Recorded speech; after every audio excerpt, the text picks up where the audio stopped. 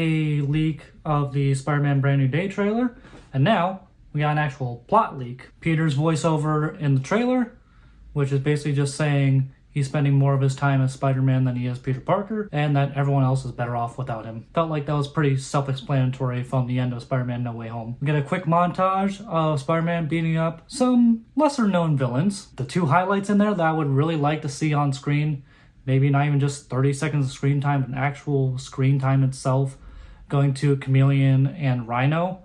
I would love to see those two on screen. That would be awesome. Spectacular Spider-Man really made me know who those characters were, and those were peak interpretations of those characters. New York is finally loving Spider-Man, but the DODC does not, which if you don't know, the DODC stands for Department of Damage Control. They were in the beginning of Spider-Man Homecoming. Now this is where it gets interesting. The montage ends with Peter having a problem with his powers. The more stressed he gets, the more unstable they get. And the webbing turns organic, which how does it go from mechanical to organic? I'm not really sure. He gets more aggressive and his body starts changing. Aw, good for you, Peter. You're going through puberty. Very reminiscent of Spider-Man 2. Now Sadie Sink is going to be playing Jean Grey. I called that one.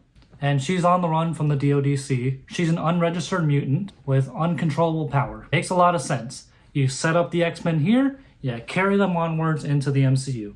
Makes a lot of sense. They've already been set up a little bit throughout, but you establish it more, and Jean Grey being a pretty well-known X-Men character. A pretty beloved one, a pretty well-written one. Jean's goal is to stay free of the DODC. Jean sees Spider-Man as reckless, and him causing a situation to be worse, which makes a lot of sense with that one shot in the leaked trailer of her voiceover saying, "Stay out of my way, Spider-Man." And this makes a lot of sense too. Punisher would be protecting Jean Grey, where Punisher is truly not that bad of a guy. He does have some pretty morally ambiguous ways of going about things, but that's a debatable argument, and they work together. Punisher and Jean. Tombstone being the big bad. Going back to Spectacular Spider-Man, that incarnation really defined the role for me. He sends the Hand after the DODC and to free Scorpion from jail, calling back to Spider-Man Homecoming. They're taking Scorpion to a secure location. Spider-Man fights him off. Punisher helps out. I'd imagine Jean Grey helps out.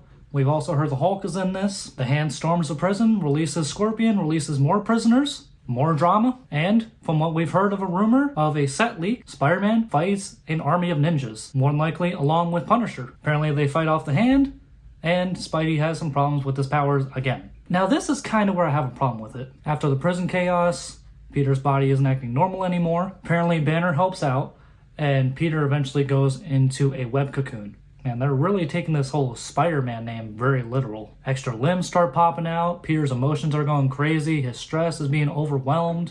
Peter fights Scorpion, Scorpion escapes, and we finally get the Hulk back. Unlike that shitty She-Hulk show, but this version being the Grey Hulk. Something different, I like it. Banner loses control, apparently the Hulk goes crazy. We're getting Savage Hulk back, the way he should be. So it comes down to Spidey, Punisher, and Jean Grey having to hold down the Hulk and seduce him back to Banner. Now that's a really interesting concept and a interesting group of people that I would never really imagine being together in the MCU until now, if this is true. And it comes down to Banner's back to normal, and Spidey's overstress induced anxiety has gone to the max, and he starts to become Man-Spider. This is where I don't care for it. Because if this is true, prove me wrong, impress me. But this seems a little too silly.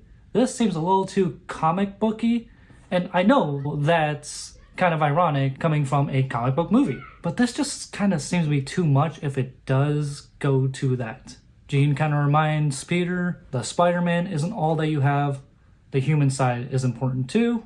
Makes a lot of sense. And I don't know if they mean this in a literal sense in the report that Peter's mutation is the thing that's making him go berserk. I don't know if it means it as in the actual X-Men mutation where they're born with their powers. But according to the MCU, Spider-Man was not born with his powers. Peter Parker was not born with the powers that he has by a situation given the powers. And Jean leaves at that point and more than likely to return in Secret Wars.